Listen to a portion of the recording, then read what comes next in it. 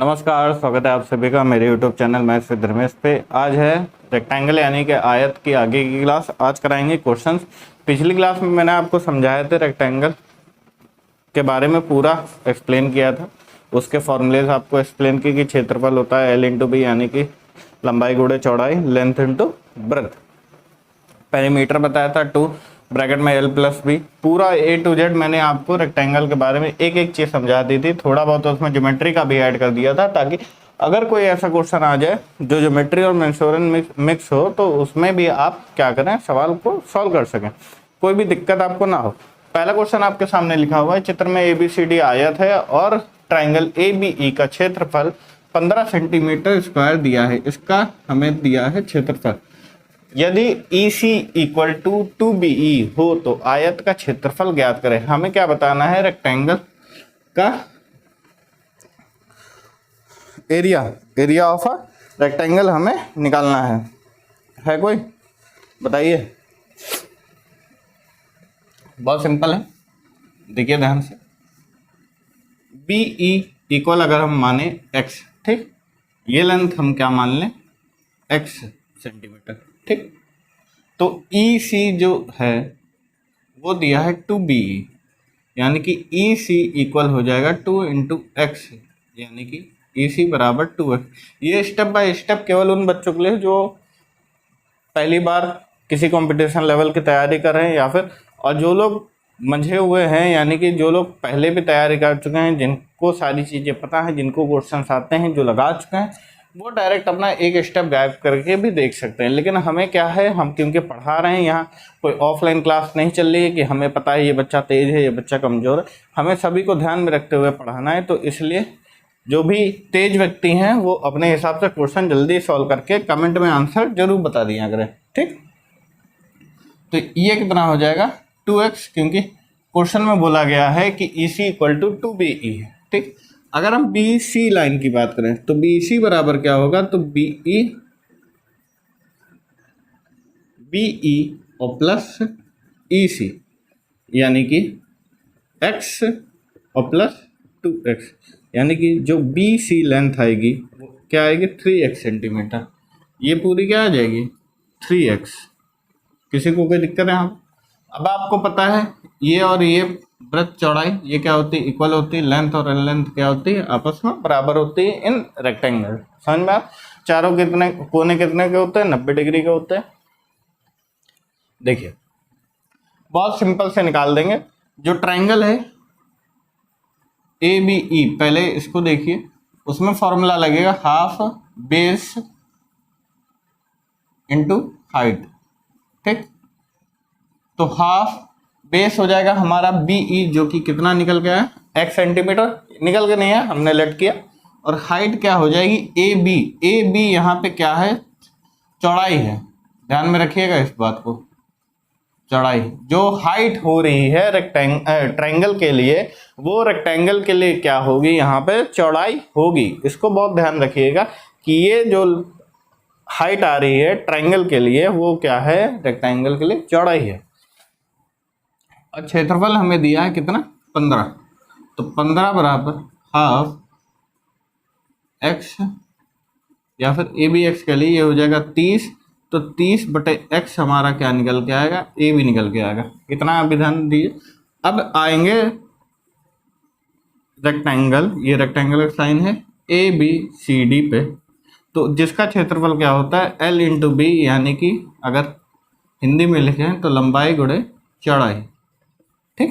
हिंदी वाले भी साथ साथ चले। तो लंबाई आपको पता है BC, तो BC इंटू क्या हो जाएगा, AB लिख लें चाहे CD लिख लें, कुछ भी लिख लें।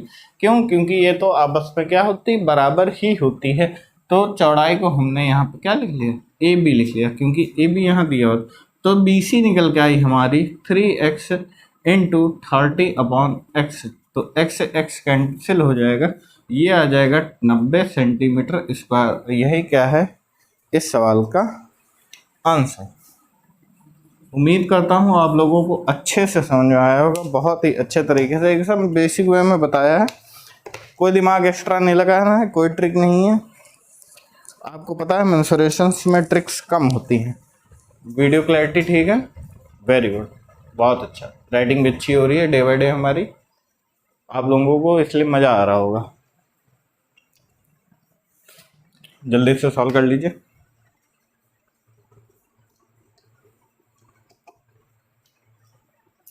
15 मई लास्ट डेट है आरपीएफ के लिए, एसआई के लिए, तो बहुत जल्द आप लोग जो लोग फॉर्म नहीं भरे हैं वो लोग भर लीजिए। बार बार रिपीट मोड नहीं अच्छा लगेगा, गर्मी बहुत हो रही है, इतने टाइम काफ़ी लोगों की तबीयत भी बहुत ज़्यादा ख़राब हो रही है, तो आप लोग अपना भी ध्यान रखिए। जिन फलों में पानी ज़्यादा हो वो फल इतना टाइम कंज्यूम करिए, और पानी भी ज़्यादा पीजिए, और ORS वगैरह तो रख ही लिया करिए, हर गर्मी में काम आता है। तरबूज है, खरबूजा है, ये सारी चीज़ें आप लोग ग्रहण करें, अच्छी है सेहत के लिए।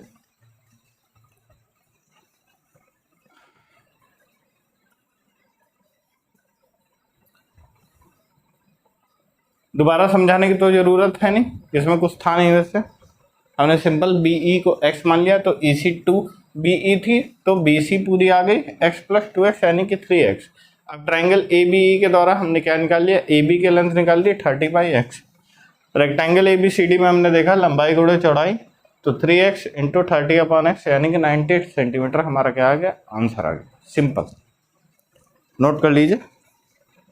बच्चे कॉपी पेन लेके बैठा करें, स्क्रीनशॉट ना लिया करें। देखिए अगला सवाल जो कि आपके सामने ये रहा, देखिए अगला क्वेश्चन। एक आयताकार बरामदे की लंबाई 7.2 मीटर तथा चौड़ाई 5.6 मीटर। बरामदा कैसा है, आयताकार यानी कि रेक्टेंगुलर है। उस पर 70 सेंटीमीटर × 40 सेंटीमीटर माप के टाइल्स को लगाना है। यदि प्रत्येक टाइल्स की 250 रुपये कीमत हो तो संपूर्ण बरामदे पर टाइल्स लगाने की लागत, यानी कि हमें पूरा खर्चा बताना है टाइल्स लगाने में कितना आएगा।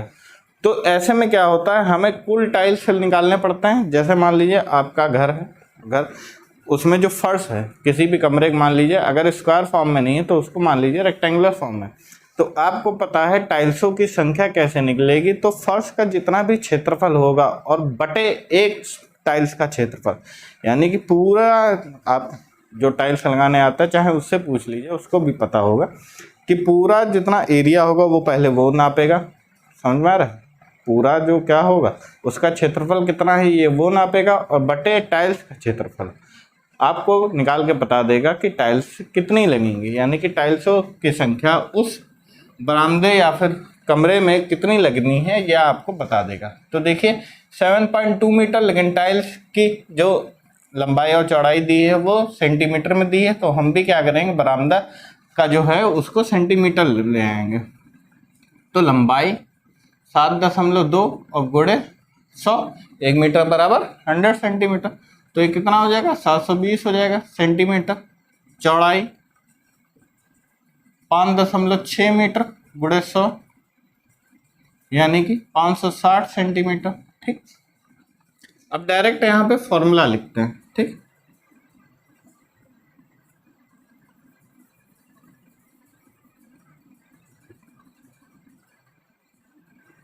टाइल्स की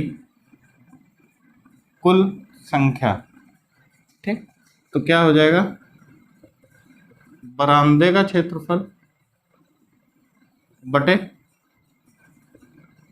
एक टाइल्स का क्षेत्रफल। ठीक, इतना क्लियर है। अब थोड़ा यहाँ देख लीजिए, इसके बाद बरामदे का क्षेत्रफल कितना आ जाएगा, तो आपको पता है 720 गुणे 560 बटे 70 गुणे 40, ये कट जाएगा 14 बार। ठीक, ये 1 0 से ये 0 काट दीजिए, ये 7 दूना 14, कितना हो जाएगा 144, यानी कि नंबर ऑफ टाइल्स जो आई हैं वो कितनी आई हैं, 144 आई हैं, 144। ठीक, लेकिन आपको क्या बताना था कि टाइल्स लगाने की कीमत कितनी आएगी पूरे बरामदे में, तो एक टाइल्स की कीमत कितनी है, 250 रुपये, तो कुल लागत कितनी आएगी हमारी, अगर 144 टाइल्स हमें लगानी है तो 250 और गुणे 144। देखिए कैसे मल्टीप्लाई करना है आपको सिखाता है। ये 0 अभी मत मानिए, ये जितना भी आंसर आएगा आप जीरो उसके बाद में लगाइएगा। तो 25 चौके कितना होता है, 100 होता है। ठीक, हासिल 10 गया, 25 चौके 100 और 10 हासिल था तो 110, 110 का ये जीरो, 11 बचा, 25 एकम 25 और 11 36, और ये एक जीरो हमने कहा था लास्ट में लगा दिए, 36,000 रुपये। यही क्या है इस सवाल का आंसर है। नोट कर लीजिए, कुछ नहीं करना है, एकदम मज़े से पढ़ना है, बिना कोई टेंशन लिए रिलैक्स होकर कोर्स कंप्लीट कराने की जिम्मेदारी मेरी है। आप बस देखिए कि सवाल कैसे आपके पकड़ में आएगा, कैसे आप सवाल को जल्दी सॉल्व कर सकें। ये फॉर्मूला याद कर लीजिए, ये सब में काम आएगा। अभी चाहे बरामदे का क्षेत्रफल निकालना हो, चाहे एक टाइल्स का क्षेत्रफल निकालना हो, ये अभी लगभग 2-4 जगह यूज में आ जाएगा। तो इसको चाहे तो नोट कर लीजिए, चाहे टाइल्स का हो, चाहे फूल वूल लगाने का हो, कुछ भी अभी दिया हो वो आएगा जल्दी। गर्मी बहुत है,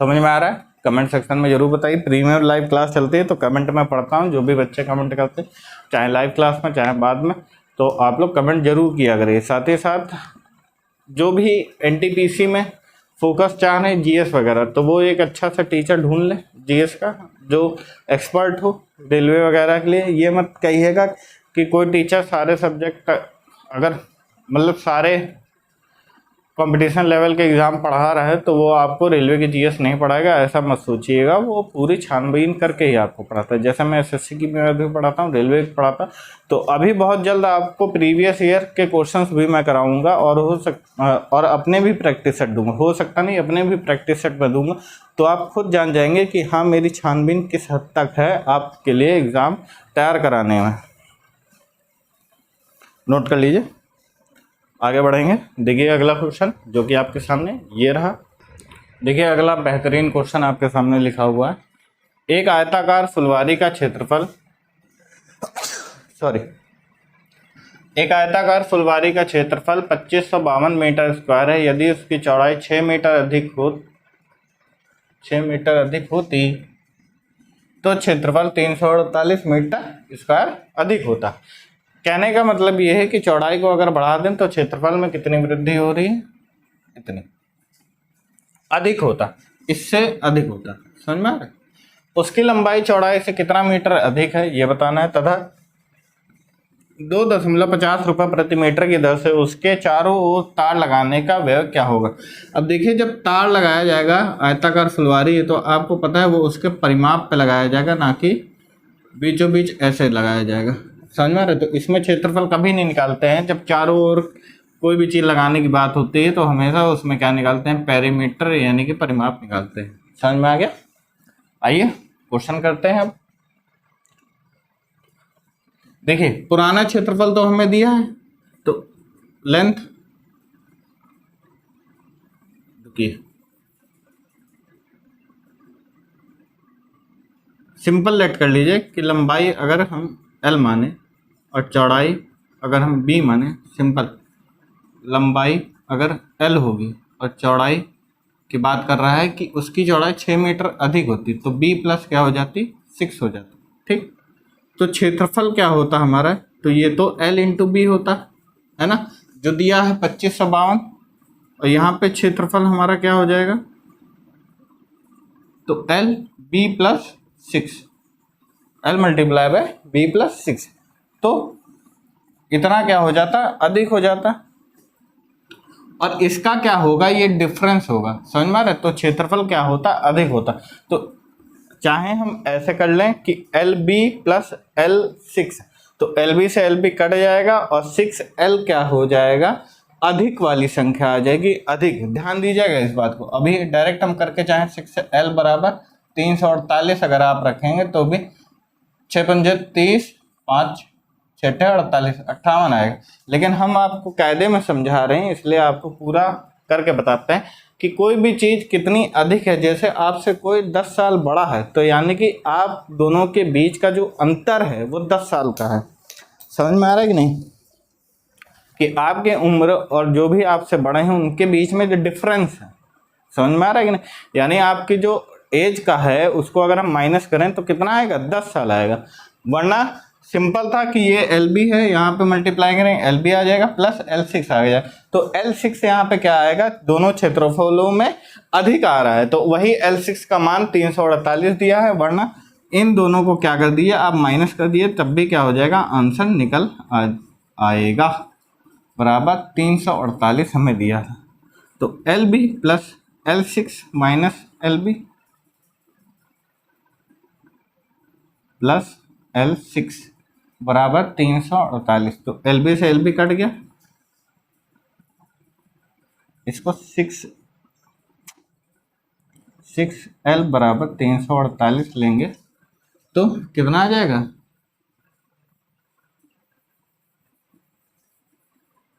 L बराबर 6 पंजे 30 6 48। लंबाई कितनी आ जाएगी, मीटर में सब दिया है तो मीटर में 58, और चौड़ाई जो हमारी आ जाएगी L/B है, चाहे यहाँ से निकाल दीजिए, 44 आएगी। ठीक है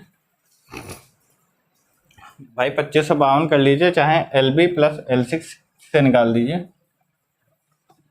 अरे यार LB प्लस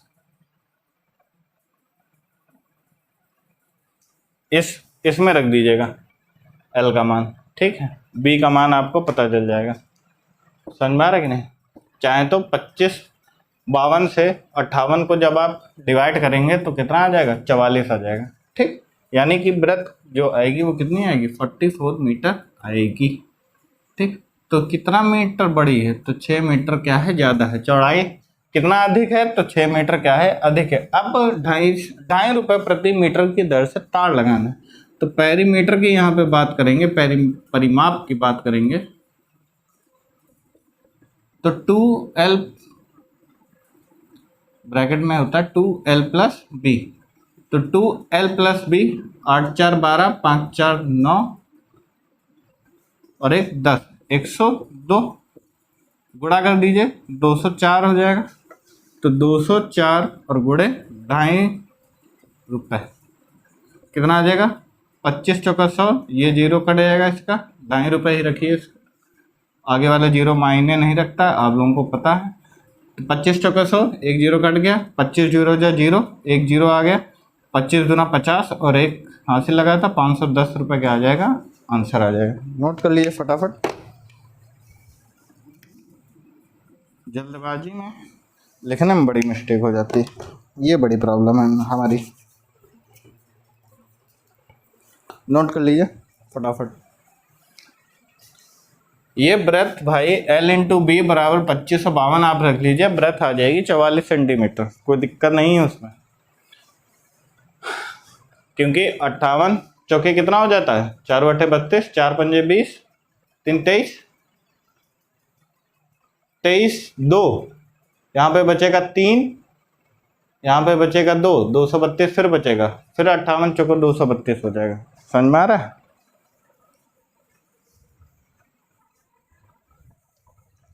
नोट कर लीजिए फटाफट।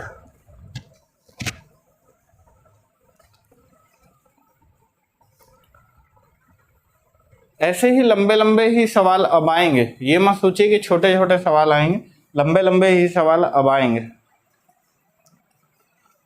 और अब तो कंफ्यूजिंग बहुत देता है, लेंदी ज़्यादा होते हैं सवाल पेपरों में, जिससे बच्चा क्या होता है, उस समय जो समय वहाँ पे दिया होता है उस समय में सवाल नहीं कर पाता है, जिससे बच्चा हड़बड़ा जाता है और जल्दबाजी में आंसर गलत ले आता है।